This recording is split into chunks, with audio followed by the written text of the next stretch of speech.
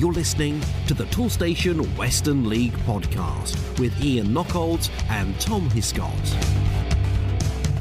Welcome, listeners, to episode 8 of the Toolstation Western League podcast. My name is Ian Knockholds, and I'm delighted to be joined on the line by Tom Hiscott, the author of the Western League Bulletin. Hello, Tom. How are you? Yeah, I'm doing well, thanks. How about you? Not bad, not bad. I enjoyed a very pleasant weekend in the waterfront city of Portsmouth at the weekend, which, of course, kept me away from worrying Western League sides by my presence and, more importantly, the presence of my children at the side of the pitch. But, well, a fascinating weekend of games we had. It was always... I was glued to the phone, as you can imagine, on Saturday afternoon. And, I mean, one of the most pleasing things to see about this weekend's football that's gone in the Western League is the size of the gates in the Premier Division. It's been a real bumper weekend, isn't it? Absolutely, yeah. Three figures pretty much wherever you looked. Pretty amazed at the numbers, and yeah, hopefully that continues.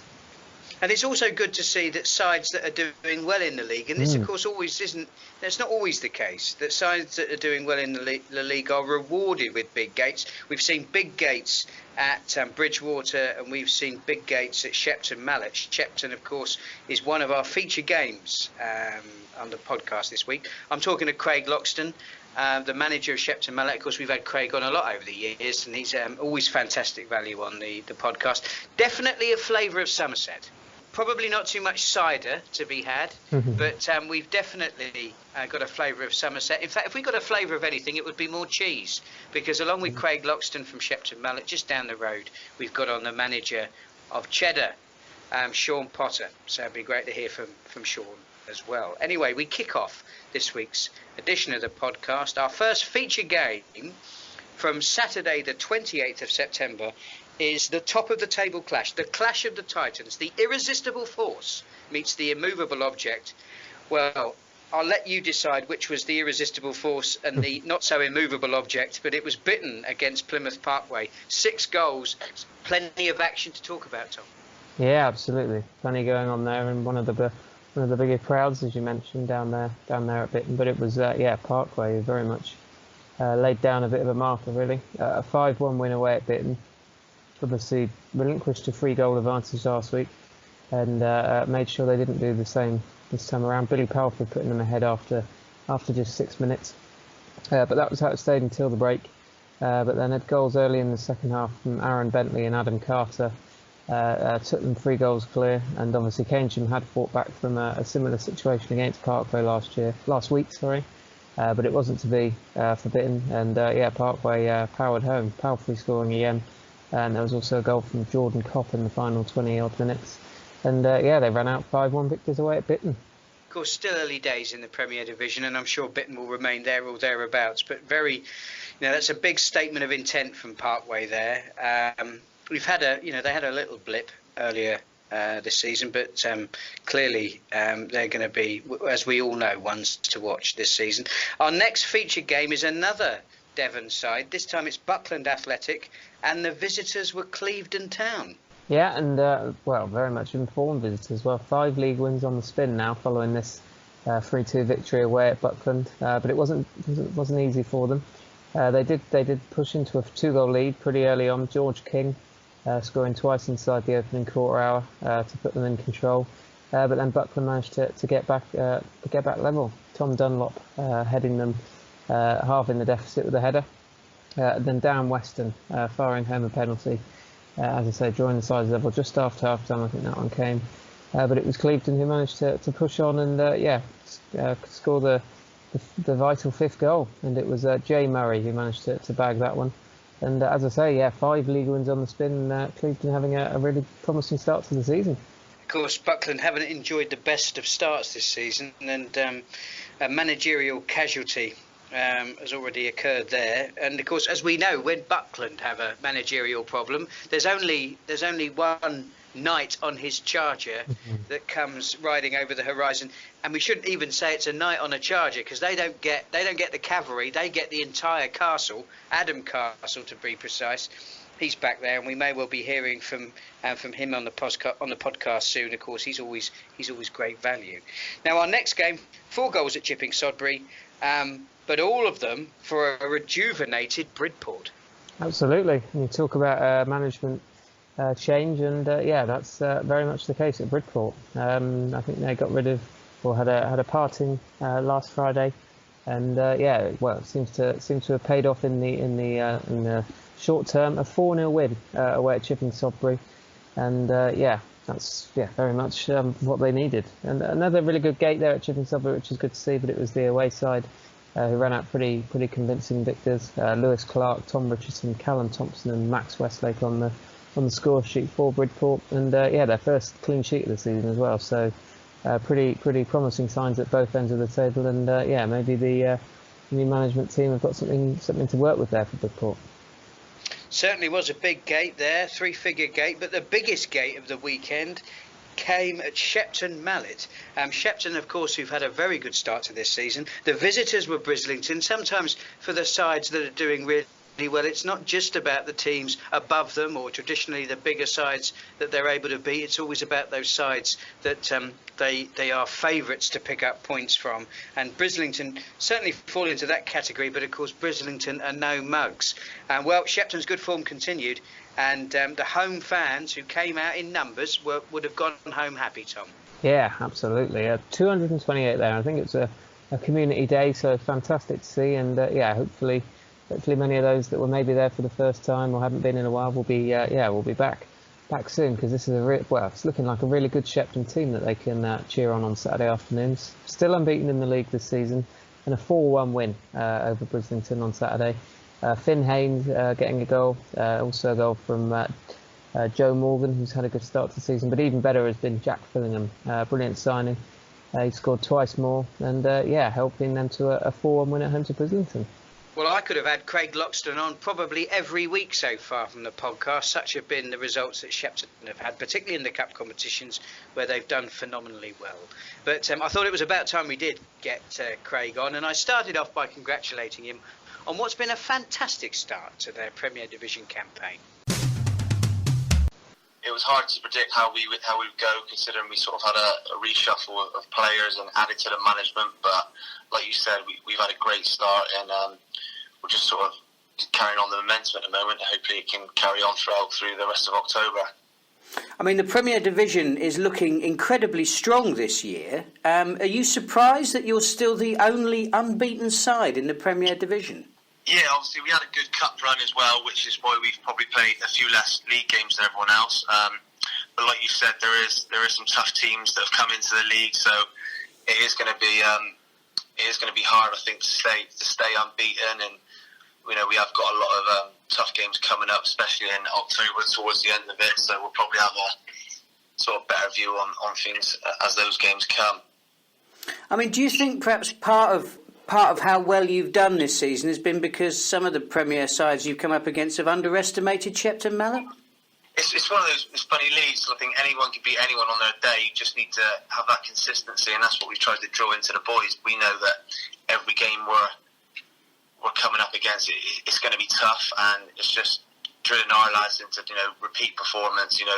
Carry out what we've been working on in training, etc. And given everything we got, and so far it's working for us. But like you said, we have got a ridiculous schedule coming up this month, and I think by the end of that we'll know a little bit more about ourselves and obviously everyone else.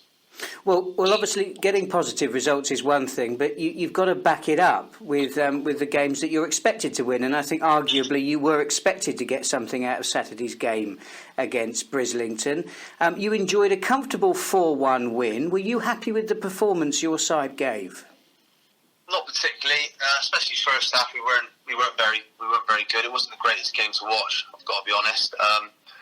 Second half, we did step it up. We told them at half time that obviously it wasn't good enough, and we started a lot brighter, a bit more urgency, and we probably scored early in the half, which sort of made it comfortable for us, and we ran out comfortable winners really. But I think we've been on sort of a tough run of games, and I think it was just taking our time. Took time for us to get going, but just glad to get the win really.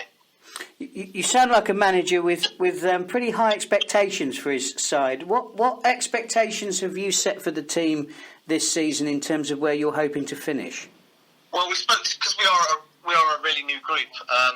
We've got 13 new signings, 8 of which have come from the league below. We've only got 3 players which have been left from last season. So we are literally a new group that's been put together this summer. So we were a bit unsure of how we would start, but obviously we drilled into the lads that we don't want to just be the sort of mid-table team that coast along really, and season in, season out, sort of sitting there. We want to break into that top 10, top 8, and we want to be there every season.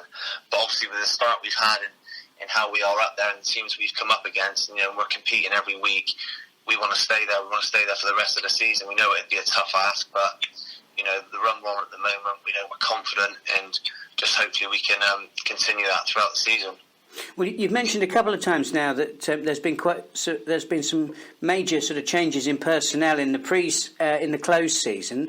For the benefit of the fans, perhaps I know we're sort of well into the season already, but for the sort of the seasoned Shepton Mallet watchers, which of the players that you've brought in, what are the names we should be looking out for? Well, before we speak about the players, the first signing we made was another addition to our management, and that was John Durbin. He was previously at Hengrove. Me and John Burr, who currently do the team, we thought that we needed that addition to strengthen us even further. So we spoke to John throughout the summer, and we knew, because he's from Bristol, and we wanted to add some players from that region. And I know he's a very good young manager. He's enthusiastic, he's hungry, and he's been brilliant for us. And he's brought a few players with him, such as Asa White, Jack Fillingham, and they've been very good for us so far. Both scored a lot of goals for us, and we've got a few from the league below. It's probably I've got 13 to mention now because they were all left out. We've got obviously Ben Hendricks coming at right back, Kieran Bailey as centre half, Andy Martin, who was Bridport's captain last year, Liam Watson, who's returned to the club. He played for us a couple of seasons ago, and he's with us week in, week out now. We've got Jordan Lovey-Bomb. We just signed Cameron Allen from Melksham. Who am I missing out? You're missing out Aaron Sevier. Aaron Sevier, yeah, don't forget the Welton boys. Aaron Sevier and Aaron Cockrell, those two, they've been brilliant for us. All of the lads, the ones that have come in, they've all stepped up. They were probably unsure about whether they could play at the level because they haven't before, but we told them, we had confidence in them, we had them watched, and we wanted them to buy into what we want to do. And every single one of them, we couldn't have asked for more. They've performed really well. They've been committed to everything. So we've had some tough, long journeys away. Everyone's been there, and it's been great, to be honest with you. Well, you've got Bradford Town up next. That game won't be easy for you, will it? No, it's not. It's going to be a really tough game. We know that they strengthened well in the summer, and I think they've only lost one so far this season. So it's going to be a tough game. We expect that. They've got a really good front line, and I know Wayne's teams are normally well drilled. We went to watch them last week at Odd Down, and it was a solid sort of away performance. So we know it's going to be a tough ask, but obviously we're running well in the league at the moment, so we're going to give it a good go tomorrow. I mean, Bradford Town, of course, the expectation is that they'll do well this season. The Devon clubs as well. But from your perspective, which of the sides do you think will do well in the Premier Division this season? Well, we've played Tavistock twice already this season in the FA Cup, and I was really impressed with them. I think they will do well. Plymouth Parkway, we know from obviously last season, and they're very strong. I think Exmouth as well will be strong from down that area. Bradford, Bridgewater strengthened really well again in the summer. So I think from one of them will be up there really. Now, you've mentioned Tavistock there, and the 2 games, of course, you played them in the FA Cup. You've got them coming up again in the FA Vars on October the 12th. Now, by my calculations, by the time you've played them in the Vars, you'll have played 13 games this season. 3 of them will have been against Tavistock. That's 23% of your fixtures. What do you think, and what have you made of Tavistock in those games you played? I think so far that they've been the best team that we've played. We did a bit of research on them because we didn't know a lot about them before we played them in the FA Cup, and we were really impressed with them. We were 3-1 up at half time, and to be honest with you, I think we were lucky to come back with the draw after the second half. We obviously got them back to our place, and it was more of a physical game. The second game, and they even showed up to that. To be honest with you, I think they've got everything. They've got a lot of good players. Obviously, we've got to go all the way back down there on the 12th, so I think we're a little bit fed up with each other at the moment, but it's got to be done. So we're going to go there and give it another go. And 2 more games against them in the league, of course, to come. Yeah, that's right. So we got a bit of travelling to do. I think we got Plymouth Parkway the week after. We're away at Tavistock, so we're on our travels again. But like I said, we want to test ourselves against the better teams, and push ourselves all the way.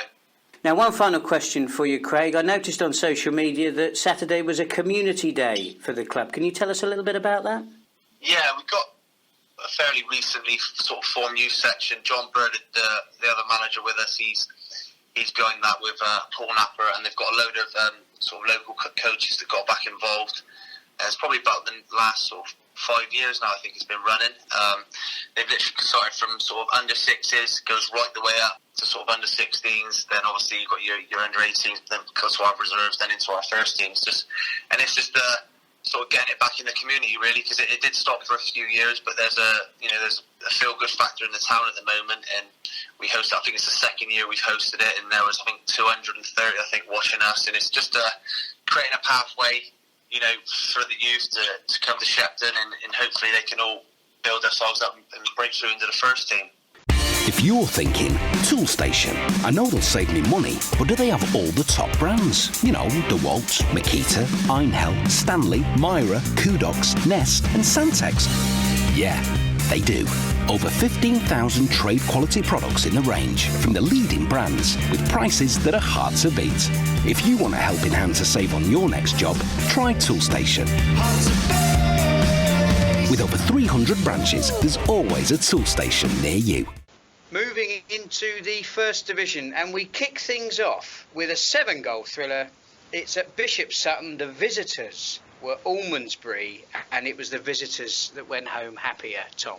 Yeah, absolutely. They're doing pretty well at the moment, scoring a fair few goals, Almondsbury. Back-to-back wins just made it in the league. A 5-2 victory at Bishop Sutton for them. And Greg Parr setting them on their way in the 37th minute. Soon after, it was Geraint Williams who lobbed the keeper to double their advantage, and then Ashley Knight getting in on the goal scoring act as well, just before the hour mark to make it 3-0. Alex Bisp scoring twice in the final half hour to wrap things up for Almondsbury. A couple of assists there for Knight, who obviously played a starring role. And running out, as I say, 5-2 victories away at Bishop Sutton. Well, from the Bishops of Sutton, we go on to the Bishops of Lydiard, who were themselves suffering their own penance, but calm to the victors, the spoils, who were enjoying the view from the top of the league. I was going to say, this was, the opportunity to go top, and it looked like it might bypass them. Goalless going into the final 10 minutes, but Calm managed to find a way. Could be vital come the end of the season. You never know, these points that you pick up in the final few minutes of matches. And Stuart Windsor obviously had a brilliant start to the season in front of goal, and he was back amongst it on Saturday, scoring the vital goal. Calm claiming a 1-0 win away at Bishop Lydiard. Now, of course, one of the reasons why Caen were able to go top of the First Division is because the previous league leaders, Oldland Evertonians, slipped up. The visitors were Cheddar. We all know about how competitive Cheddar can be this season, but this time, on this occasion, this top-of-the-table clash resulted in 3 points for the Cheesemen. Yeah, brilliant result for Cheddar, because obviously Oldland have proved that they're an incredibly tough nut to crack. Not many goals in their clashes so far this year. But they're obviously, as we keep discussing, they're doing something right. They're towards the top of the table. But they did just come unstuck on Saturday. They had gone ahead 10 minutes before half time it was, and it was John Dempsey who put them 1 goal clear. But Cheddar managed to come back into it, and with 1 minute left in the first half, Dean Griffiths managed to poke home an equaliser from close range to set the sides level going into half time. And it was Cheddar who managed to score a late winner in this one. It was George Booth popping up at the right time to get the third and final goal of this one, and give the Cheesemen all 3 points. 2-1 win away at Oldland. Well, Cheddar are one of those sides that we've talked about pretty much every single week on the podcast so far, and normally reflecting on the disappointment of last season. A disappointment, it would be fair to say, that they appear from the start to this season to have overcome. So I took this opportunity to have a chat to Shaun Potter, the Cheddar manager, not just about what happened last season, but also the great form that the club have enjoyed since the start of this. And we started off by reflecting on that table-topping win against Oldland Abertonians. Yeah, it was massive, really, for us. I think it felt like one of those days where pre-game everything sort of went against us. We were losing players, and someone come down with an illness the morning of the game, and it was too late to replace them. We had our long-term keepers injured, so we've had our reserve keeper in, and he wasn't available for 2 games. So we decided to play Adam Jones in goal, a lad who's obviously, most people will know, he scored sort of 30 plus goals most seasons. He has done a job for us before in the sticks, and he is good. I think people are surprised, teams are surprised when we play against him, and we've got him in goal. They try and sort of work on him as a weakness, but he's always stood up and done a good job for us. So yeah, to go there, it's always a difficult place to go as well. It's quite an intimidating little atmosphere at Oldland, and they're a sort of physical side, and we had to go there with sort of a scratch side, and Jonah in goal to get that sort of 2-1 win, especially from being a goal behind. It was massive for us. Well, Oldland have been something of a surprise package this season, and in previous seasons, of course, they've been towards the bottom of the table, but they've started very well this season. I think, in fairness, there were quite a few question marks from Western League watchers about how well you do this season, given the disappointment of last season. Are you surprised by how well you've started? Not really. I can see how it had looked from the outside, but I think people with sort of any inside knowledge that know any of the lads would have expected us to go quite well again. That's obviously the same from me, sort of knowing we've kept the same sort of side together, maybe added 1 or 2. I knew that our lads were sort of feeling the same as me. I think I sort of thought we take that disappointment and we use it to sort of kick on this season. I don't think anything other than promotion will be good enough this season. So we know last season wasn't really our fault. We probably could have finished top and not put it to chance, but really we done what we wanted to do. We set out to finish in the top 2 and get promoted, and that's what we did. So because it was out of our hands, the mindset going into this season wasn't that we'd failed. It was more of a chance that it was more of a feeling that we'd sort of not been done over, but it was something that wasn't in our hands, and it was sort of a bit of a challenge for us to go this season and think, right, we're gonna have a good go now and take it out of anyone else's hands and do the job ourselves. Now, you mentioned you've added a few, so for the Cheddar fans listening to this, which are the new names to look out for in addition to the players that you've kept from last season? So we're in a little bit of a transition period. We've signed a lad called James Difford. He's a winger who's previously been with Bristol City. He had a long-term injury. He got a professional contract and then got a long-term injury. He's quite an exciting young winger. We did sign a centre-half, a lad called Tom Baker. He was at Clevedon Town previously, but he's gone off to uni. He was going to Bristol Uni, so he was going to still be able to play, but he ended up going to Loughborough, so we sort of lost him for a big period. Same as Steve Pennington, and another lad who's quite a key player. We've lost him to uni. So we've signed another lad called Aaron Hooper, a local lad. I think he's sort of Glastonbury based. He's been working in London. He's come back, so.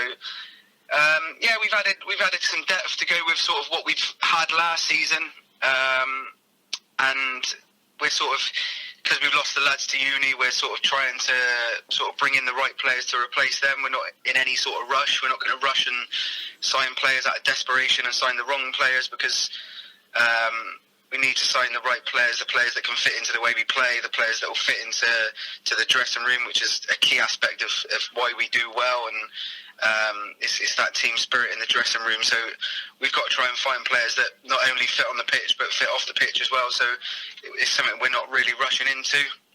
We know we're going to need it. We're going to need a little bit more depth, but again, the lads that have come in, the sort of squad players and fringe players that were fringe first 4 or 5 games, have come in the last few and done really well. So yeah, it's positive.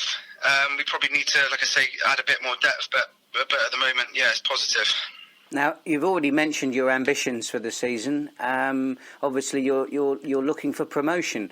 But which teams do you think you'll be fighting it out with this season? It was an epic challenge for you against Keynsham, and it took you well away from the rest of the chasing pack. Do you think you'll be in for the same thing this campaign? To be honest, it's been a little bit all over the place. I sort of look at the results, and there's so many surprises every week. You don't really, still at this stage, you still don't really know sort of how teams have done, how they've started. You don't know what they've signed. Obviously, we can only judge the teams we've played against, but looking at other results, you see sort of Radstock, they're building something there, and they look good. They pick up some good results. Obviously, Wells, the neighbours, they're sort of started really well, and they've got some good players, signed some decent players in the summer. So they're going to be there or thereabouts. Obviously, Wincanton, again, another side that are always good, but they seem to have kicked on to that next level again. And then you've got the likes of Ashton and Backwell that always do well, and Longwell Green, the sides that are always going to be difficult to play against, difficult to beat. So at this stage of the season, you really, really never know. I think Keynsham even had a slow start last season. Absolutely. So you just don't know what's going to happen, to be honest. I think what we've got to do, I think we've learned from last season that what we've got to do is just concentrate on ourselves. That's old cliche that you've got to just focus on the next game. It's so important, especially for us. I think last season we got a little bit too involved in the points per game and what Keynsham were doing, and sort of looking at other teams' results rather than sort of solely focusing on this is our 90 minutes and this is what we need to do, this is our job. So I think that's something that we've learned from last season to take into this one.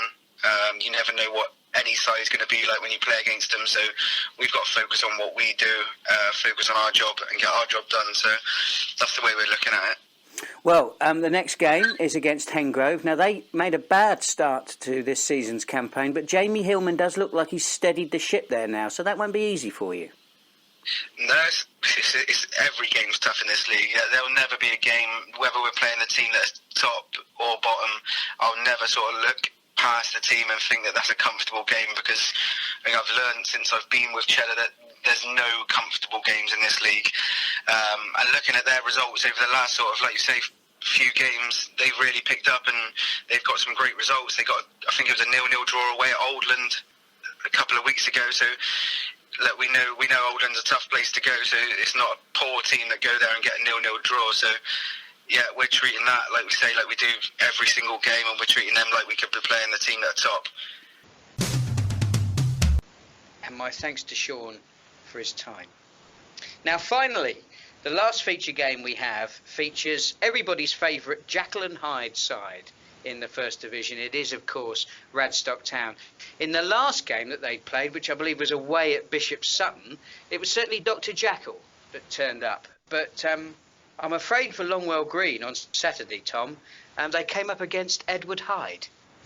They did, and they came up against James Rustle in particular. Starred for Radstock in this one, managed to get a hat-trick. He's amongst the leading scorers this season, and he was very much in form on Saturday afternoon, which is usually helpful for Radstock's fortunes. And he set them on their way. After just 8 minutes, he put them ahead, and then it was 2-0. Not long before half-time, Morgan Skip applying the finishing touch following a good bit of work from Jack Badiscombe.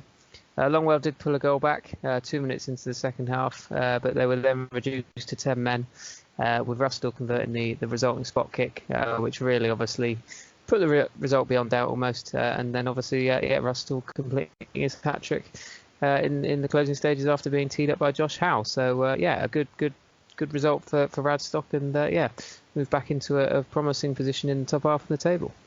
Excellent stuff. Thanks very much for that, Tom. Now, we take a look ahead, of course, as we always do, to the fixtures coming up in the week ahead. And at this stage of the podcast, normally Tom and I pick out the fixtures that we think will be the ones to watch over the weekend. There are a series of very special fixtures coming up this weekend. It is, of course, the Western League Ground Hop. Now, Tom, rather than asking you to pick out your game of the weekend, do you want to take us through what we've got lined up, because it's an absolute feast of football that the fans can enjoy, starting on Friday, the 4th of October. Yeah, absolutely. As you say, plenty going on, and hopefully we see a repeat of the weekend's three-figure crowds. I'm sure we will, because there'll be plenty of people following all of these games, or the vast majority, hopefully. Friday evening we start with Lebec United against Radstock in the First Division. Saturday morning. So we get a Saturday morning treat. It's Portishead versus Longwell Green. That's a 10:45 kickoff on Saturday morning from the First Division. We then move over to the Premier Division, which would have been my pick for game of the day anyway. So we've got Bradford versus Clevedon. Fascinating tie there. That's a 2 o'clock kickoff in the Premier Division on Saturday afternoon. We then 4:45. We're down to Devizes. They host Ashton and Backwell United in the First Division, where we end up as well in the evening. Warminster versus Bristol Telephones. That's a 7:45 kickoff. So that's 4 games on Saturday, and then obviously on Sunday as well we've got a pair of fixtures from the Premier Division. So that's Sunday the 6th of October. Another morning game, 10:45 kickoff for Bridport versus Bridgewater. See how Bridport follow up their impressive win last weekend. And then we finish with Wellington versus Exmouth Town. That's a 2 p.m. kickoff. So hopefully 7 brilliant games for people to get their eyeballs on. 2 right there, Tom. 7 brilliant games, and of course, as everybody will know, I do like to talk about the games that I'm able to catch over the weekend. And of course, normally I'm talking about Devizes Town. This weekend's a tricky one for me because it's my wife's birthday. So I've had to try and sell it to her. I said, I can promise you a nice 3-day little extravaganza around the west of England. We'll start off in Bristol, hoping to take in Lebec. Then we'll move down on the Saturday. We'll kick off, staying just on the outskirts of Bristol. We'll then move into Wiltshire, of course, a beautiful county that we know very well. Taking in the likes of Bradford on Avon, Devizes, a ground that I'm of course very familiar with, and then moving on to Warminster, where you're always guaranteed a warm welcome, and then moving down into the beautiful county of Dorset, and finishing up in Somerset. I mean, what could be better? What could be better than that? That's the way I sold it, Tom. Do you know what she said? Go on. No. Ah. So I won't be watching any football this weekend. But anyway, I hope my wife has many happy returns. I shall be doing my best. But I'm on a serious note, it's a fantastic weekend. It's a great journey, of course, and not just for the ground hoppers, I think for the home fans as well. The opportunity for Western League fans to go and watch a game with, a couple of hundred in attendance. I think it's a lift, and it's a great way to sort of be initiated into the football that we all know and love. So the ground hop weekend is something that we certainly thoroughly endorse, and I look forward to reviewing those games and, of course, reflecting on what we hope are some pretty big paydays for those clubs that have been involved in that as well next week. But before we leave you, we won't go through the league tables. We did that last week. We'll have a little look at the hot shots, Tom. So you wouldn't believe that we're still in September, would you? The rate that some of these players have been scoring. It's unbelievable, isn't it? As you say. Just looking at these numbers, Premier Division league goals, you've got Parkways, Adam Carter. He's on 14 league goals already, which is quite an effort. Jack Taylor of Bridgewater, he's managed to find a bit of form recently. He's got 9 league goals, as has Lucas Fowles of Clevedon, who obviously riding that 5-game winning streak, so they're doing well. Jack Fillingham, I think he's also on 9. I need an update on the weekend to double check that one, but Shepton Mallet's Fillingham, obviously a great signing. He's also on 9 league goals, so goals flying in the Premier Division. First Division league goals, we've got James Rustall, obviously his hat-trick on the weekend. He's reached double figures first, he's got 10. We've then got Stuart Windsor of Calne, who we mentioned during the roundup. He's got 9 league goals. And then Harry Foster of Wells, they had a big 7-0 win on the weekend. And I think he bagged a hat-trick in that one, so he's up to 8 league goals. In all competitions, it's none of those players leading the way, though. It's Jack Crago of Tavistock. Obviously, they've played plenty of cup games, and 14 of his 17 goals have come in cup competitions so far this season. So he is our leading scorer overall, 17 goals for him. You've then got Brustall and Carter on 14 apiece. Foster and Taylor on 12, Fillingham on 11, and Windsor and Bowles on 10. So yeah, plenty of players finding the back of the net pretty frequently at the moment. I mean, reflecting on Crago's tally of 17 goals, really, we have not left September yet. So what that guy's got, what he's going to get by the end of the season, God only knows. Anyway, fantastic to keep up on that. Tom, thank you very much indeed. Of course, all the facts and all the figures, all the results, all the attendances, all the match reports that you've listened to on this episode of the podcast are all in your wonderful bulletin. Where can the listeners find that? That is on the Toolstation Western League website. And there's a tab along the top which takes you to the most recent bulletin where you can download it and read to your heart's content. Tom, thank you very much indeed for your time. Pleasure. Next week, of course, you and I will be looking back on another fantastic ground hop weekend here in the Toolstation Western League. But from Tom and myself, this has been the Toolstation Western League podcast.